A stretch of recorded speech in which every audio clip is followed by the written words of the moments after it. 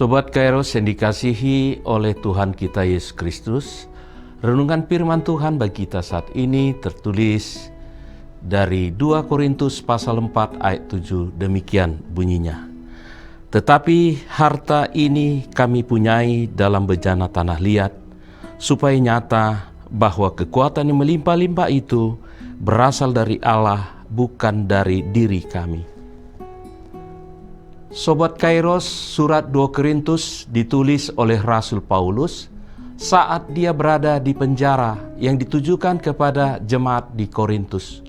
Korintus adalah sebuah kota besar, maju, penuh filsafat Yunani, tetapi mereka mau pamer kemewahan, budaya, serta status. Pertama, bejana tanah liat gambaran tentang manusia. Bejana tanah liat dalam budaya zaman itu adalah murah dan mudah pecah dan digunakan dalam kehidupan sehari-hari. Sehingga bejana tanah liat itu tidak bernilai tinggi lagi. Bukti paling dasar bahwa manusia adalah lemah. Bukan dilihat dari status, kepintaran, talenta, dan sebagainya, melainkan manusia selalu jatuh dalam dosa.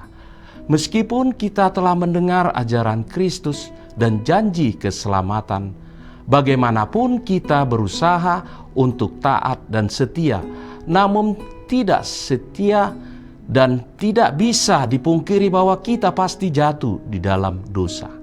Dalam hal ini Rasul Paulus ingin menyuarakan bahwa kita manusia adalah rapuh, terbatas, tidak sempurna, mudah letih, lemah, dan bersungut-sungut.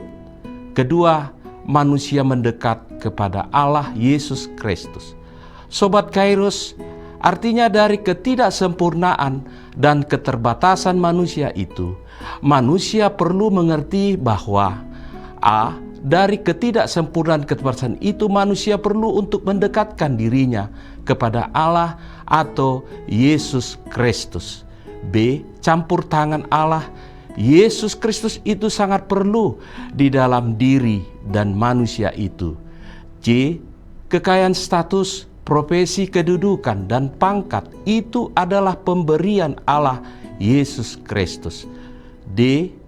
Menjadi saluran berkat Allah Yesus Kristus diperbuat manusia sebagai hasil dari firman Tuhan dan berbuah oleh kasih untuk berbuat dan rendah hati. 3. Aplikasi untuk masyarakat dan kondisi zaman sekarang ini. Kita hidup di zaman krisis ekonomi, tekanan mental dan kecemasan budaya. Pencitraan di media sosial standar harus kuat, harus sukses, harus kelihatan baik. Nilai manusia bukan pada seberapa kuat ia terlidah tetapi pada siapa yang berdiam di dalamnya. Untuk masyarakat, orang miskin tetap bernilai, orang gagal tetap dipakai Tuhan, orang kecil bisa membawa dampak besar. Allah tidak menunggu dunia stabil untuk bekerja. Keempat, gereja terpanggil untuk rendah hati. Gereja bukan kuat karena struktur, tetapi karena kuasa Allah yang bekerja lewat orang-orang biasa. Gereja dipanggil untuk rendah hati, jujur tentang kelemahan, bergantung pada Roh Kudus, bukan bergantung pada kekuatan dan strategi semata. Sobat Kairos, seruan renungan ini yaitu dalam hidup dan aktivitasnya, manusia perlu untuk mendekatkan serta campur tangan Allah Yesus Kristus, sebab manusia itu terbatas dan tidak sempurna.